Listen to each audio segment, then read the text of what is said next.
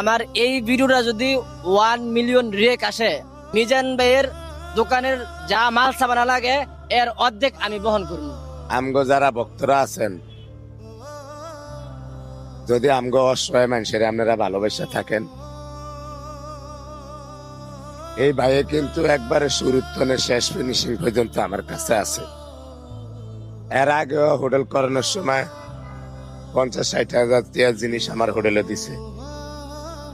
আমি জেলখানায় গেছি আরো, যেদিন আমার জিনিসপাতি ভাঙ্গেলাই ছিল সিটি কর্পোরেশনের লোকে, সেদিনও চালান মিলাই তারে না দেখা ওনার গাড়ির তনে 14,000 টাকা দিছে।